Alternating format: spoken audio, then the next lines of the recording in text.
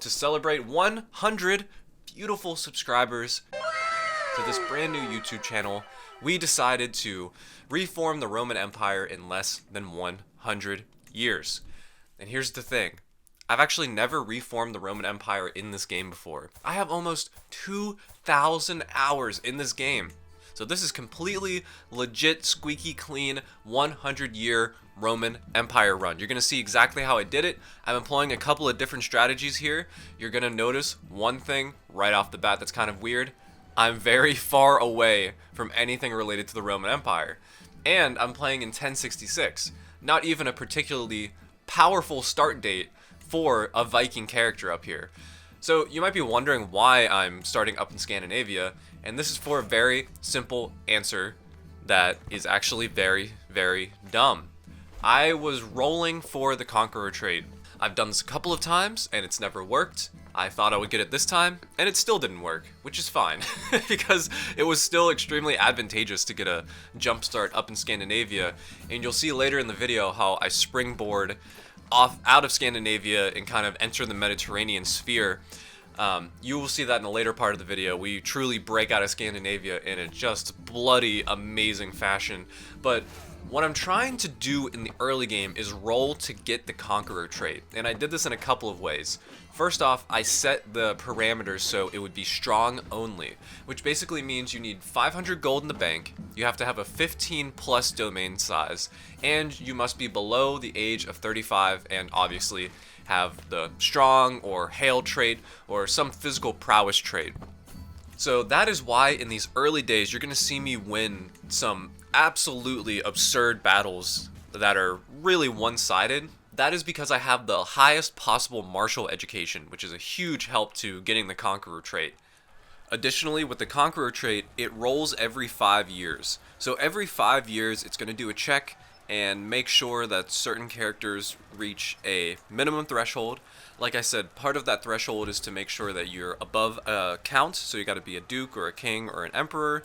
It checks if you're the head of a faith. It makes sure you have above 5,000 troops, I believe it's above 3,000 troops and at least a 4 domain limit with a plus 15 subdomain limit, just essentially meaning you have more than 15 counties under you, even if they're not controlled by you. And it's also going to check to see if the maximum number of conquerors exist on the map, which I believe is 12 to 15. And if all of those things hit the green check boxes, then it's going to roll and see who's going to be the next conqueror. But the thing is, when it does that every 5 years, you cannot be at war while it's happening. And for anybody listening, this is very important. You cannot have a single alliance. If you have any alliances, you will immediately negate your ability to get the Conqueror trait. So you need to stay without any alliances. Again, you're kind of playing on hard mode in the beginning of the game. You need to have 0 alliances, and this is the worst one, you can't be at war when it rolls. Which in my mind makes no fucking sense, because if I'm a conqueror, right? Am I not going to be conquering before I get the Conqueror trait? Whatever. You'll notice in this playthrough that I'm almost constantly at war, whether I'm raiding or trying to expand my borders. So I think a lot of the times when it's checking every 5 years, it is checking while I'm at war. I just want to take a quick detour here to look at what happened to England. This is going to be huge for the future of the gameplay here. Something happened during William the Conqueror's invasion of England. He died, and this is probably the worst case scenario for me.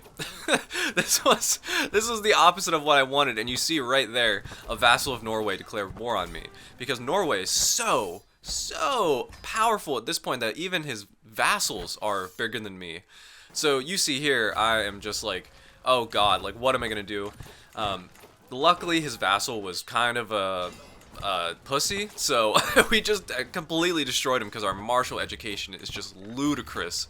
But for the rest of the game, you'll see I'm either on a defensive or offensive war. So kind of looping back in what we were talking about, this is probably why I never ended up rolling the Conqueror trait, is because there was barely any time where I was at peace. And the other reason I didn't get the Conqueror trait is you have to get it before you're 35. I actually forgot about this in the early game, so I'm going to continue to try to roll the Conqueror trait even after I'm 35 and just waste a little bit of time. Essentially what I'm doing here is just trying to get my money up.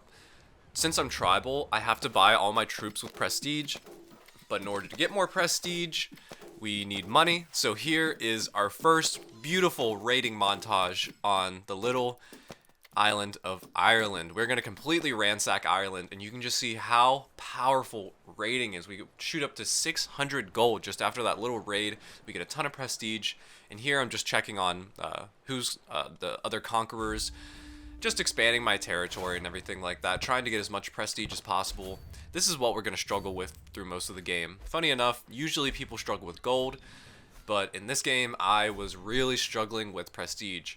Primarily because our army is so ridiculously huge that there's no feasible way to support that monthly prestige deficit that we're going to get through having this enormous military.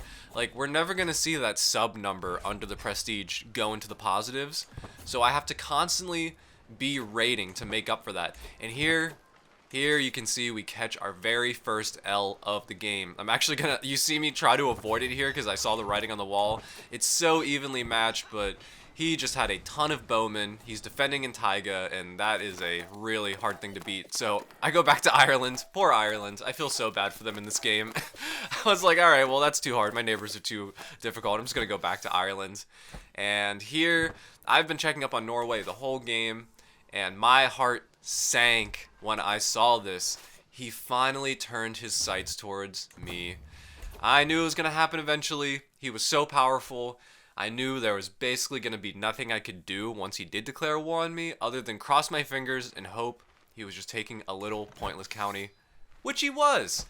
I got so lucky in this situation. He has almost triple my army. So all he wants is a shitty mountainous county with nothing good in it, so I just give it to him, basically. And we were not using that county at all, and that's going to make it so he can't declare war on us for 10 years. He's going to have a 10-year truce. So I'm going to take that 10 years to build up my military to make sure that never happens again. But our goal in the short term here is just to become a kingdom somehow. Once you become a kingdom, you get another men-at-arms size.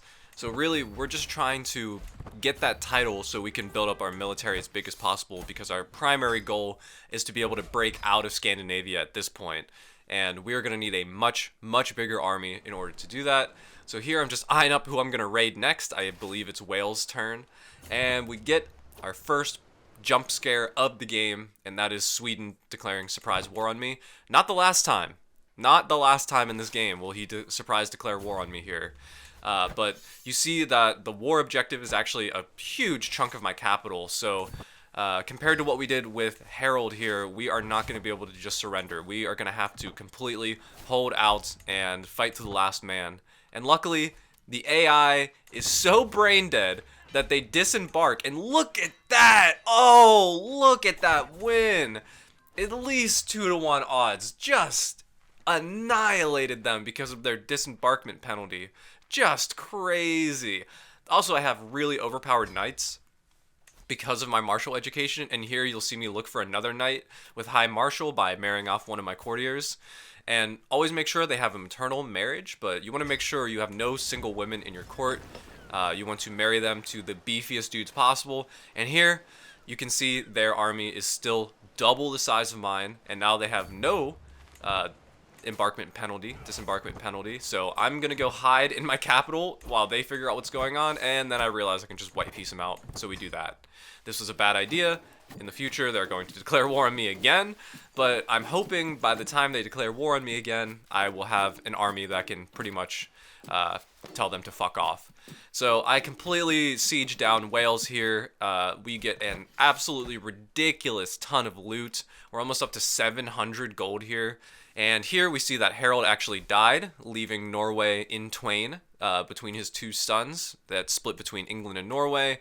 And this is a perfect opportunity. This would have never happened if William the Bastard conquered England. This is where Harold conquering England goes from being a super bad thing to a super good thing, because now his sons are insanely weak, and I am going to really focus in on just one of them here.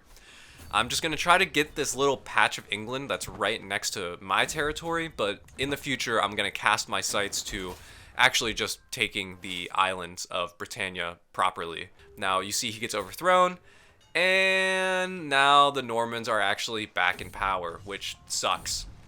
That kind of ruined my plan a little bit. And here you see I just bum rush it, and I'm like, okay, I'm just going to go and sack his capital real quick, because there's no way I'm going to get enough war score by sieging everything down up in Scandinavia. So this turbocharges the ability to win this war, going and sacking his capital.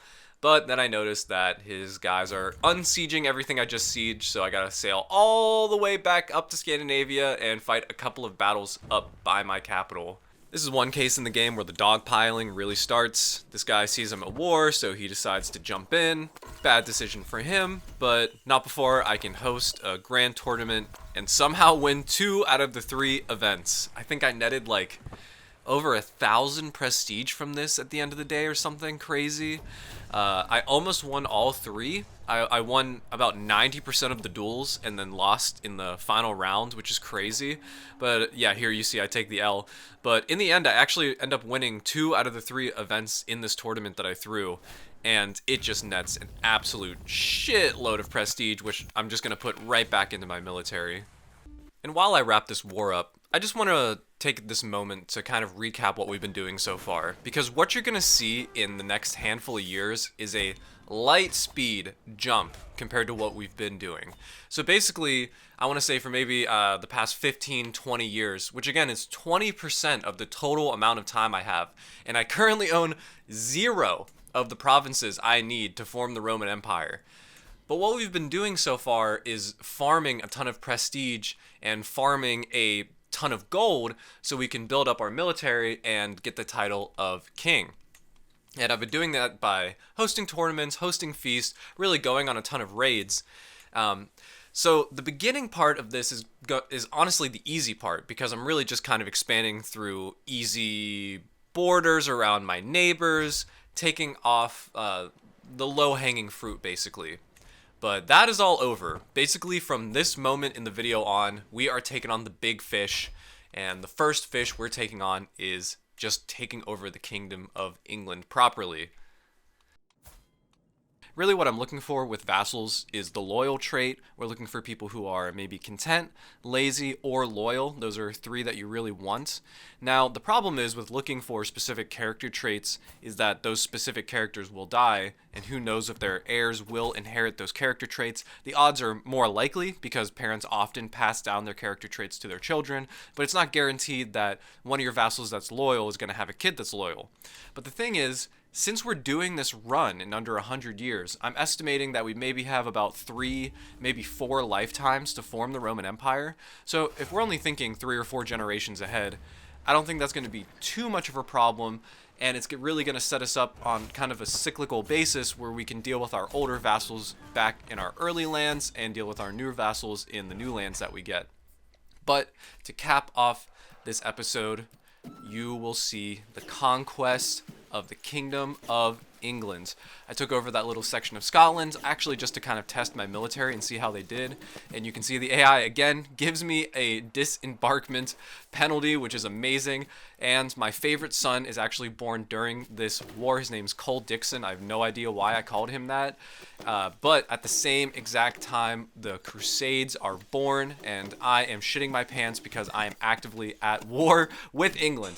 So we'll see what happens in the next episode. Will we keep England? Will we go after the Byzantines? Everything will be answered next time when we form the Roman Empire in less than 100 years.